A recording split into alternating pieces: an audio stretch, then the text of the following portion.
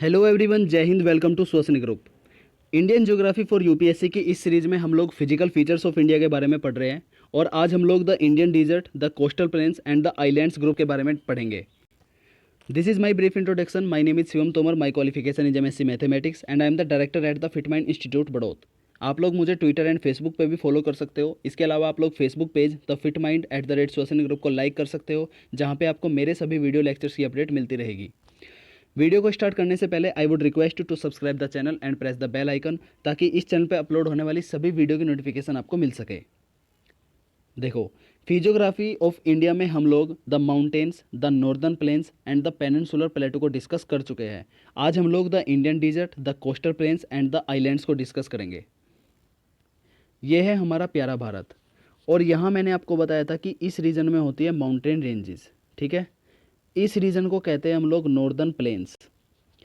इस रीजन को हम लोग कहते हैं द पेनिनसुलर प्लेटू। ठीक है, इन सभी रीजन्स को हम लोग डिस्कस कर चुके हैं। आज हम लोग इस रीजन को यानी द इंडियन डिजर्ट को, इस रीजन को यानी द कोस्टल प्लेन्स को, और यहाँ होते हैं हमारे द आइलैंड्स यानी द्वीप समूह। ठीक है, इन सभी को पढ़ेंगे। तो देखो, इंडियन डिजर्ट को ही हम लोग थार का रेगिस्तान भी कहते हैं। ठीक है, थार डिजर्ट भी बोलते हैं हम इसको। ये जो रीजन है ये कहाँ है? मैंने आपको बताया था राजस्थान में होती है अरावली हिल्स। अरावली हिल्स आपकी गुजरात से स्टार्ट होती है और दिल्ली तक जाती है। ठीक है, तो अरावली हिल्स की वेस्ट साइड में जो रीजन है उसको हम लोग कहते हैं इंडियन डिजर्ट। ठीक है, डायरेक्शन आपको पता है क्या? ये होती है नॉर्थ, ये होती है साउथ, ये होती है ईस्ट, ये होती है वेस्ट। तो अरावली हिल्स की वेस्ट साइड का जो रीजन है उसको हम लोग रेगिस्तान बोलते हैं। ठीक है, यहाँ आपको दो टर्म ध्यान रखने हैं, एक तो सैंड ड्यून्स और एक टर्म आपको ध्यान रखना है बारचंस। ठीक है, तो अब देख लेते हैं सैंड ड्यून्स क्या होता है और ये बारचंस क्या होता है। देखो, जब हवा चलती है तो वो रेतीली मिट्टी को अपने साथ उड़ा करके ले जाती है, तो कुछ इस प्रकार से वेव्स बना देती है रेत में। ठीक है, कुछ इस प्रकार से वेव्स बना देती है।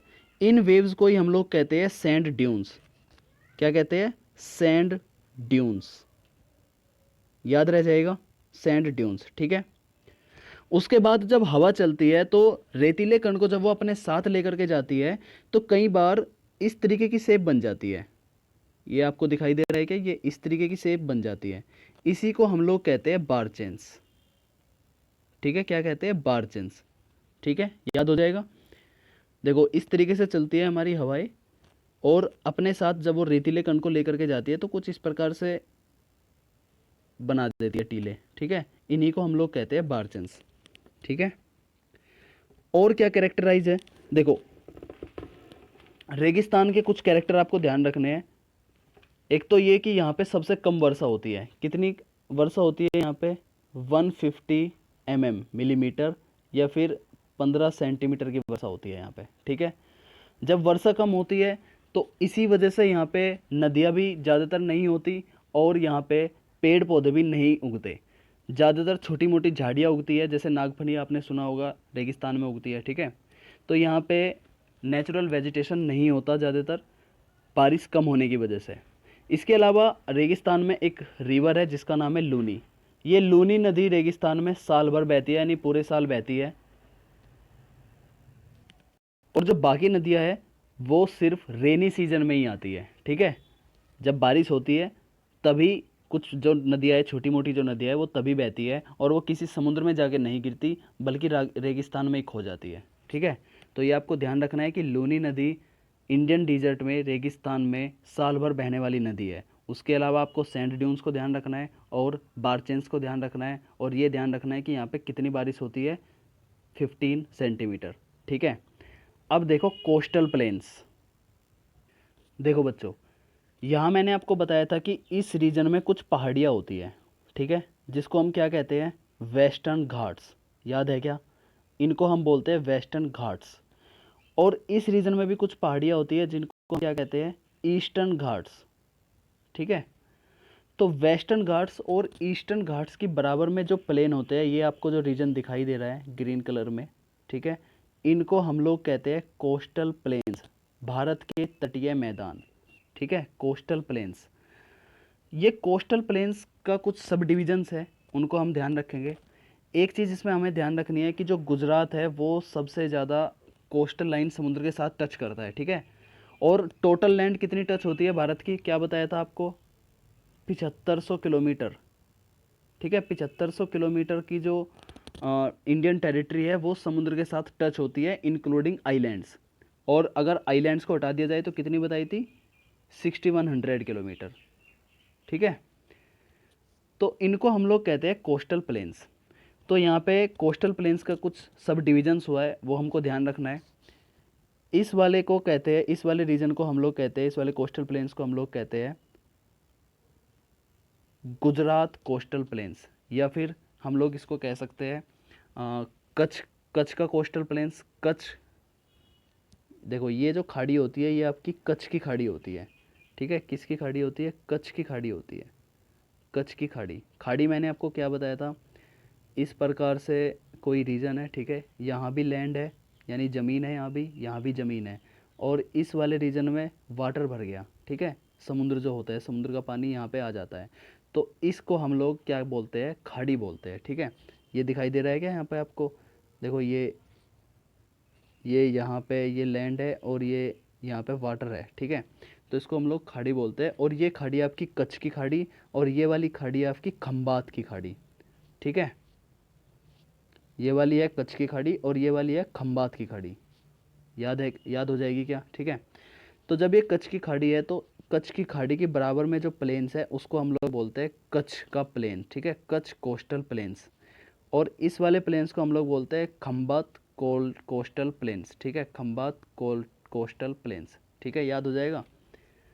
अब देखो, मुंबई से लेकर के गोवा तक, यहाँ है हमारा महाराष्ट्र, यहाँ है हमारी मुंबई, मुंबई से लेकर के गोवा तक का जो हमारा तट है उसको नाम दिया गया है कोंकण, ठीक है, कोंकण कोस्टल प्लेन्स, ठीक है, कोंकण। ये पूछे जाते हैं इसलिए आपको ध्यान रखना है, ठीक है, कोंकण कोस्टल प्लेन्स। उसके बाद कर्नाटक वाले कोस्टल प्लेन्स को हम लोग कहते हैं Kannada coastal planes, Kannada coastal planes, ठीक है।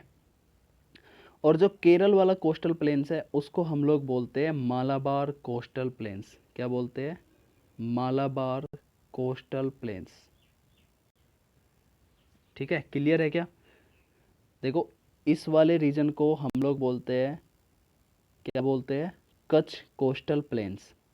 इस वाले रीजन को हम लोग क्या बोलते हैं, खंबात कोस्टल प्लेन्स। इस वाले रीजन को हम लोग क्या बोलते हैं, कोंकण कोस्टल प्लेन्स। इस वाले रीजन को हम लोग बोलते हैं कन्नड़ कोस्टल प्लेन्स, ठीक है। अच्छा, मेरा यहाँ पे आपके लिए एक क्वेश्चन है कि कर्नाटक में कौन सी भाषा बोली जाती है, बता दोगे, कमेंट करके बताओ मुझे सभी, ठीक है। इस वाले रीजन को हम लोग क्या बोलते हैं, मालाबार कोस्टल प्लेन्स। अब ये तो है वेस्टर्न कोस्टल प्लेन्स के कुछ नाम। अब ईस्टर्न कोस्टल प्लेन्स पे आते हैं, यानी इस साइड में आते हैं। तो यहाँ सबसे ऊपर का जो रीजन है कोस्टल प्लेन्स उसको हम कहते हैं नॉर्दर्न सरकार। क्या कहते हैं, नॉर्दर्न, नॉर्दर्न सरकार, ठीक है। और ये वाला जो कोस्टल प्लेन्स होता है इसको हम लोग कहते हैं कोरोमंडल कोस्ट। क्या कहते हैं, कोरोमंडल कोस्ट। ये नाम बहुत ही इंपॉर्टेंट है, ये सभी नाम आपको ध्यान रखने हैं, कोरोमंडल कोस्ट, क्लियर है। कोरोमंडल कहाँ है, तमिलनाडु के उसमें। देखो, कई बार कन्फ्यूजन क्या होता है कि हम लोग क्या करते हैं जब एग्ज़ाम में जाते हैं तो वहाँ पे पूछा जाता है कि जो केरल की साइड में जो तट है उसका नाम क्या है, और ऑप्शन में वहाँ पे मालाबार भी होता है और कोरोमंडल भी होता है। तो कई बार कन्फ्यूजन ये हो जाता है कि वहाँ पे हम लोग कोरोमंडल टिक कर देते हैं, ठीक है। तो ये गलत है, ये आपको ध्यान रखना है। देखो, मैंने कैसे याद रख रखा है, सूरज हमारा पूर्व की साइड से निकलता है, ठीक है, ईस्ट साइड से सूरज निकलता है। और सूरज के इस वाले रीजन को क्या बोलते हैं, कोरोना बोलते हैं क्या, जो कोरोना वायरस चल रहा है, कोरोना इसी के नाम पे रखा गया है, ठीक है। तो इस वाले जो सूरज के बाहर जो ये रेज होती है इसको हम लोग क्या कहते हैं, कोरोना कहते हैं, ठीक है। तो इसी के नाम पे है ये कोरोमंडल, कुछ ऐसा ही नाम प्रोनाउंस हो रहा है ना, कोरोमंडल। तो मैंने कुछ ऐसे याद रख रखा है कि ईस्ट साइड में कोरोमंडल है, वेस्ट साइड में मालाबार है, ठीक है। आपको भी कुछ ऐसे ही ध्यान रखना है, याद हो जाएगा। तो ये था हमारा कोस्टल प्लेन्स। अच्छा, यहाँ पे क्या एग्रीकल्चर होती है? हाँ, यहाँ पे एग्रीकल्चर होती है। कौन कौन सी एग्रीकल्चर होती है वो हम लोग जब एग्रीकल्चर वाला टॉपिक पढ़ेंगे उसमें डिस्कस करेंगे। तो कोस्टल प्लेन्स में आपको इतना ही ध्यान रखना है। अब चलते हैं हम लोग आइलैंड्स की तरफ। देखो इस साइड में जो अरब सागर है, यहाँ पे कौन से आइलैंड है? लक्षद्वीप। और यहाँ पे कौन से आइलैंड है? अंडमान एंड निकोबार। ठीक है, तो सबसे पहले हम लोग लक्षद्वीप को पढ़ेंगे, उसके बाद हम लोग अंडमान एंड निकोबार को पढ़ेंगे। ये है लक्षद्वीप आइलैंड। लक्षद्वीप आइलैंड क्या है? छोटे छोटे कुछ आइलैंड्स हैं, उन सभी को मिला करके नाम दिया गया है लक्षद्वीप। ठीक है, ये दिख रहे होंगे आपको, एक आइलैंड यहाँ है, एक आइलैंड यहाँ है, एक आइलैंड यहाँ है। ठीक है, इस प्रकार से कुछ छोटे छोटे आइलैंड्स हैं और इनको टोटल को कहा गया है लक्षद्वीप आइलैंड। ठीक है, लक्षद्वीप आइलैंड छोटे छोटे आइलैंड्स का एक समूह है, आप ऐसे समझ सकते हो। और कहाँ पे है ये? अरबियन सी में है।